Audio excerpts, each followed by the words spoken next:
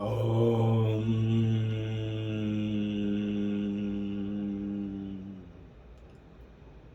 Asato Ma Satgamaya Tamaso Ma Jyotirgamaya Mrityurma Amritam Gamaya.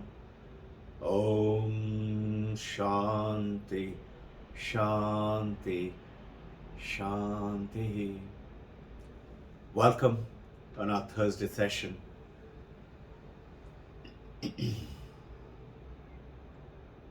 Today we are going to talk with the divine blessings of our Mother of the universe,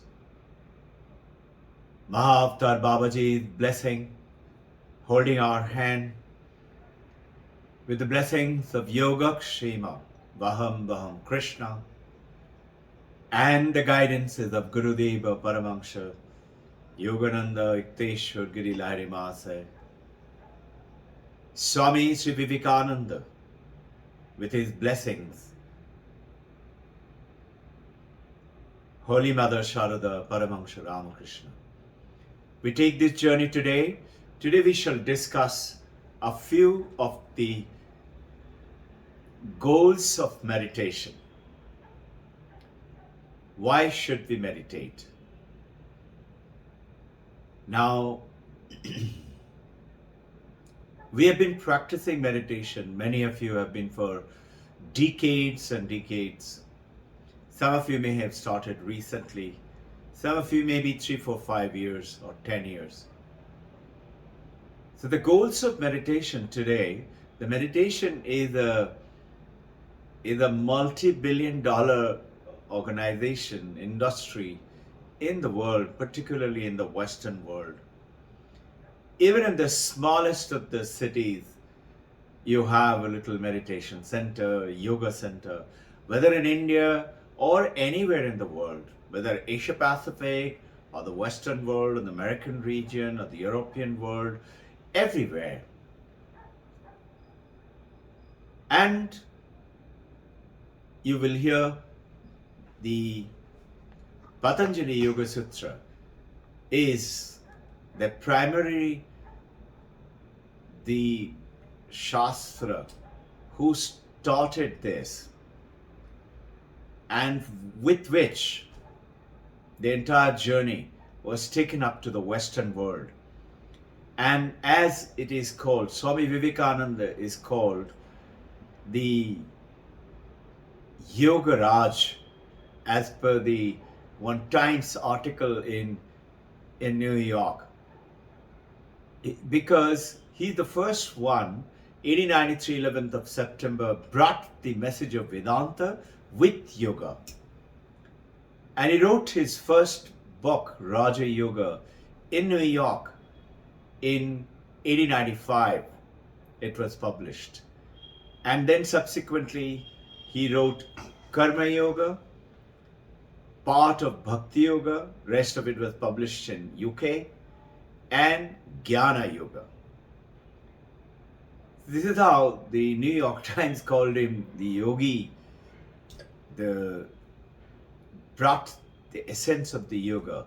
Subsequently, many yogis from India went down to US and the Western world and brought the essence of Indian yoga, Indian Vedanta, Indian Bhagavad Gita, the essence of Brahma Sutra, Upanishads, and spread it to the world.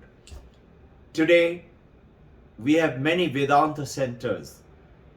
Today, the effects of the meditation is being researched upon in Harvard School of Divinity, in New York University, and many other centers, even the smallest of the centers.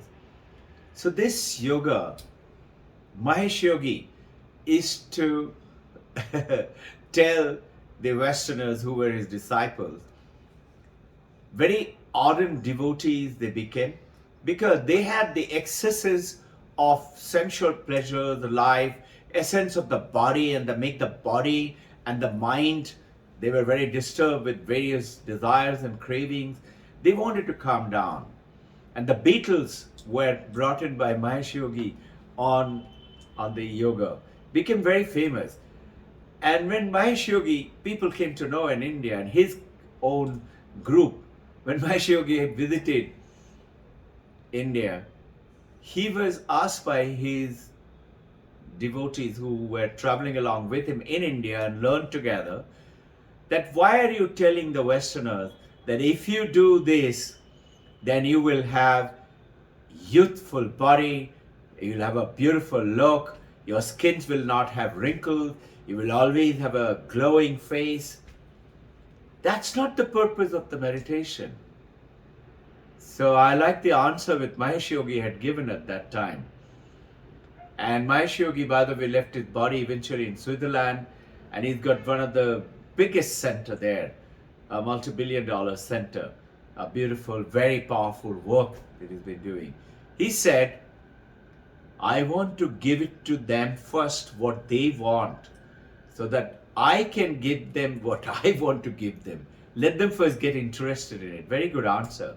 And what is that what I want to give it to them? It's what Vivekananda talked about. That the meditation is primarily is self-realization. Understanding who am I? The true power of meditation is to go beyond the body and the mind and know that the mind, the intellect, the ego, and the memory are none of these, neither the body nor the name. I'm something else. And that's called the realization of the self, the higher I, the big I. So Mahesh Yogi said, I want to first give them that so that they can actually understand and I can give them the principles of transcendental meditation to self-realization. You all know 19th of September 1920. 1893, Swami Vivekananda went. And exactly 27 years after, Paramahamsa Yogananda set his foot onto United States and brought in self-realization fellowship along with the voices in India and SRF in US. And many other, like Iyengar and two other from Mysore, and many other people went to travel all around and carried across. And just see an enormous thing worth knowing for you and me. Iyengar, when two other colleagues from Mysore, they went off to America. They didn't have any support from the government, either an Indian government or an American government. They didn't have any great sense of great people, of disciples, but just the power of the Indian Vedanta and Indian yoga. They made yoga the multi-billion-dollar industry today. And this that you keep seeing, Vipassana meditation, which is going around all over India and all over the world, is actually a part of the Buddhist meditation which was taken up, and it is spread all over, and Vipassana centers are all over. This is now transformed into the Western world. Just for knowledge, it's called mindfulness meditation. We will do on this Sunday a little bit of that mindfulness. In the mindfulness meditation, the steps are, which is yogic process, is our minds are scattered and thinking about billions of thoughts. Like a monkey is jumping from one branch to another branch to another branch to another tree to another tree to another tree. And if you notice carefully, if you look and reflect upon it, monkeys go from tree to tree to tree to tree. They don't, understand this carefully, they don't climb the same tree higher and higher and higher branch. Understand this?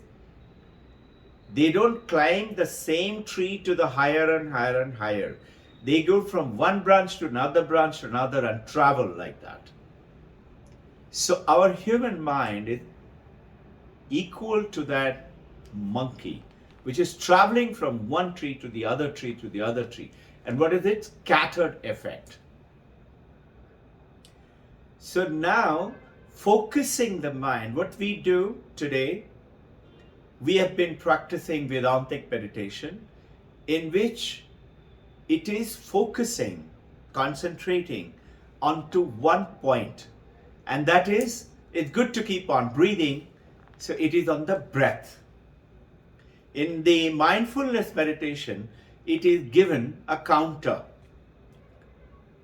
Breathing in, 1. We will practice it on the Sunday. Breathing out, 2. Breathing out, breathing in, 3. Breathing out, 4. And with your eyes closed, you're supposed to count silently. 1, 2, 3. Like that, up to 10. And then again start from 1. Now you will see, as we practice, and as you like to practice it, please practice it. It's very nice. After 4, 5, 6, suddenly you will say, oh, was that 4 or was that 6? The moment you make the error, the rule of the mindfulness meditation is you have to start again from 1. You can't say, oh, it must be 5. I'll do 6. You can't do that. You have to be honest with yourself. You have to go back to 1 and start without making a mistake. In other words, the mind is made to focus on that one point called the breath. 1, 2, 3, 4, and 5, and go up to 10. What is happening now? The mind is made to focus and climb like the monkey in the same tree. And then back again to the 1 bottom, and again climbing the same tree, not going to the other one and going to the other one. And what is going to happen, because our mind is chanchal, it's very, all the time, it's just moving around. So what happens now? It tends to go to another thought, and you will suddenly miss it. And soon enough, you will find that you will be able to do that. And it will give you a great sense of focusing. This is the yogic method, that Vipassana yoga or the Patanjali yoga, which is the yogic method of going in to do that meditation. Now,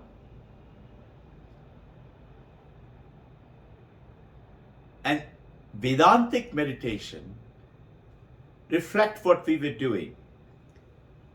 Mandakya Upanishad, Jagrat, Sapna, Sushupti, awakened state, dream sleep state, deep sleep state. And we deep sleep state, the blankness of no experience. We are experiencing that in our mind, and the blankness is the darkness. We are going beyond that to the Turiya, which means fourth, which is bright light of the Turiya state, which is the consciousness state.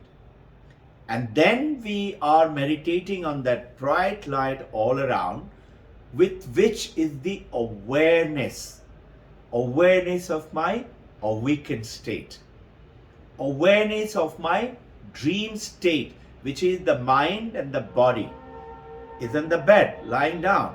Another mind and the body is experiencing the dream because of the awareness. And experiencing the blankness of experience. Darkness of experience is also experiencing. Meaning, absence of experience is also experiencing in the deep sleep state. How? Because of the awareness. And that awareness is that bright consciousness. And then we are focusing onto the bright consciousness. In other words, in the yogic process, they are saying, Vivekananda explains it in the yogic process in Raja Yoga, that if the mind is like a lake, and if there are a lot of waves, you cannot see the bottom of the lake. We need to see the deep within our mind. Because of the ripples, I cannot. So the yogic process through the breath, through the Patanjali Ashtal yoga limb, 8-limbed yoga, is teaching you ayama, niyama, pranayama, pratyahara, etc., dharana, dhyana, samadhi, to go into calm state of mind. Teaching you to reach calm state of mind. Why? To look deep within, which is self-realization. But what is Vedanta saying? That use the troubled state of mind without trying to calm it down. Use the troubled state of mind to witness that self-realization. Now, how do we do that? Let's take an example. I'll give you a little bit and we'll deal with it more on the Sunday. I would like you to reflect on it, think about, practice it, ask some question. Now, let us take a huge calm lake. Daytime, beautiful mountains and forests. Just imagine, if you have seen in the mountainous terrain, you must have seen some. Or even in a beautiful lake, any lake. Calm state of the lake. Now what you see, calm state of the lake is reflecting the trees, the birds, the mountain, and the beautiful blue sky. You can see everything in the lake. Yogi will say, it is not water, it is the mountain, it is the bird, it is the trees, it is the sky. Vedanta is saying, through that, see, you don't need blessings of Guru, special Guru's blessing, to know it is water. Vedanta is saying, no, it is water. Another example. Television, see, you're watching the movie. Two examples from there. One, the TV scene is disturbing me. Scary movie or disturbing scene. Yogi says, switch off the TV, pull out the plug. Yogis say, go to Himalayas, sit in the cave. Vedanta saying, no. Just know that it is a movie. Watch the movie. Watch the water with the reflection, but no, it is not the reflection, it's only reflection. The actual truth is, it is the water. Another example, in the TV. No, it is just a movie. Actually, it is the screen which is within which is the picture is coming.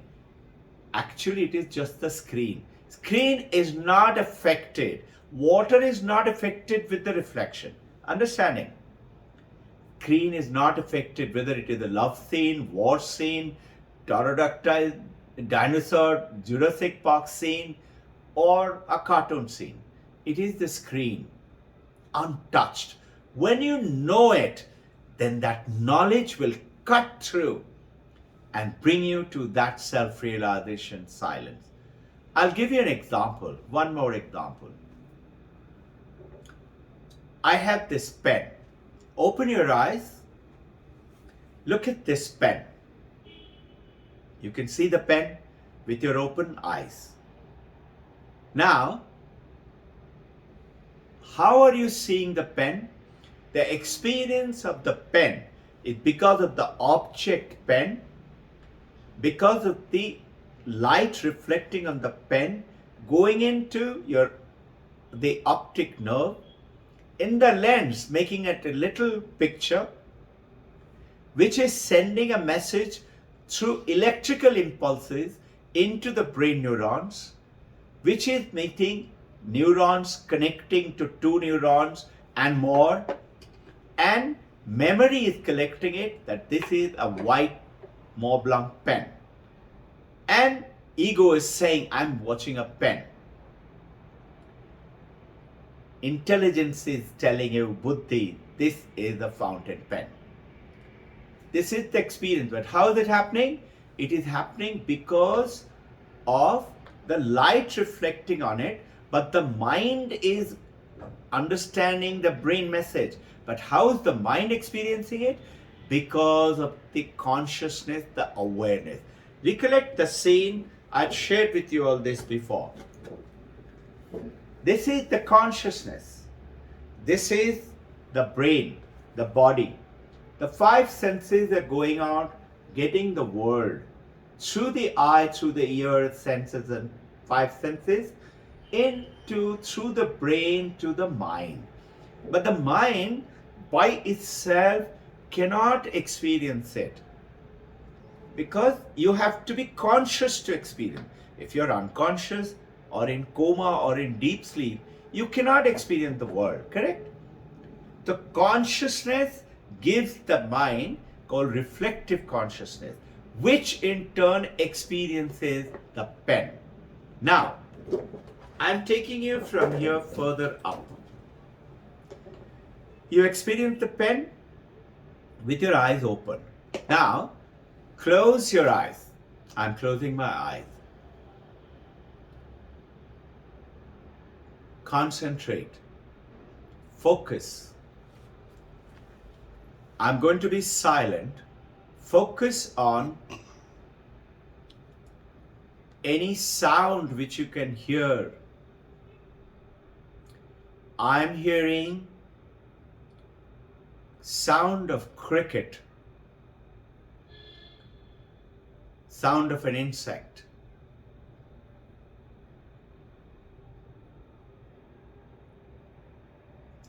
Open your eyes. Close your eyes again. Focus on that sound of the insect.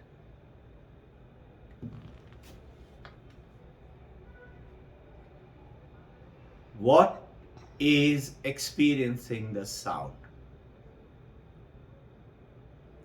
Through the ear, through the brain, to the mind, and the awareness of lighting up the mind to experiencing the sound. What is it? Awareness. In the Advaita Vedantic meditation, we practice that. Awakened state, dream state, deep sleep state. It's the awareness. Now, one more example. Imagine you are lying down in your rooftop in a daytime or at a night time. Daytime, beautiful blue sky. Or you're sitting and looking at the sky, blue sky, beautiful blue sky with brilliant light. Okay? Now, close your eyes. Continue to visualize that blue sky with brilliant light. Now, drop the sky and only witness that brilliance of light, which is the consciousness, the awareness. And now you witness only that light. This is Vedantic meditation. Witnessing that light. When you cut through the sword of the knowledge, that all these distractions of the mind, I see through it, because it is the awareness which is giving me the experience of the real world, Jagrat, awakened world, or the dream world through the dream mind and the dream body, or a blankness, darkness, absence of experience in the deep sleep because of my awareness. I am that awareness. I am not those reflections on the lake. I am the water. I am that consciousness. I am that awareness. And focus on that consciousness, the awareness. There was one more example. Sometimes, imagine a loud crying baby. It happened in a flight once. Right next to me, there was a loudly crying baby. Poor mother was trying to quieten, but the baby is crying. And I said, let me be aware of that loud noise, but not the sound. Be aware that that crying sound is because of the awareness. Because I'm aware, yes, through the ear, through the mind, but how? Because of my awareness. And I had a wonderful meditative status. Today, you must be experiencing it. Those of you trying out those 3 steps of the Vedantic meditation. It's very powerful.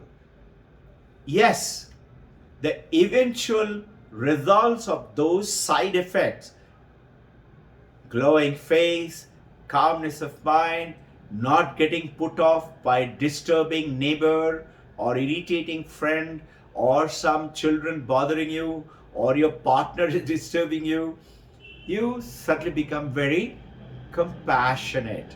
What is compassionate? Accepting other errors, not finding faults with them, but see the goodness in them, helping them to eradicate their errors, and you become great meditative person. In every moment of your life, you're using that meditative experience.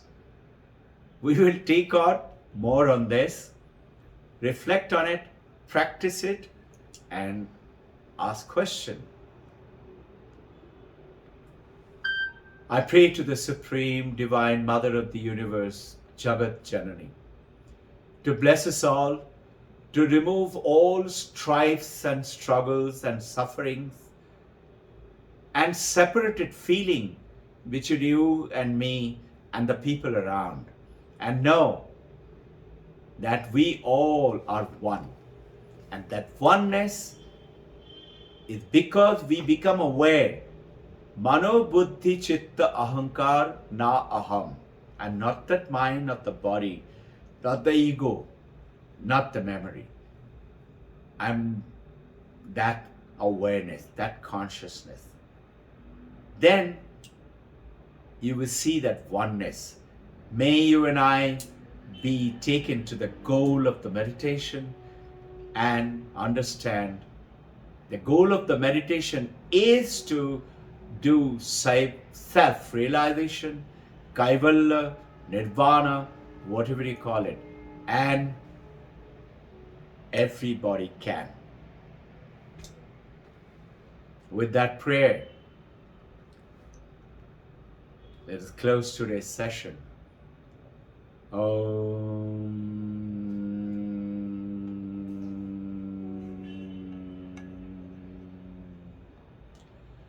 Shanti, Shanti, Shanti. Jai Guru.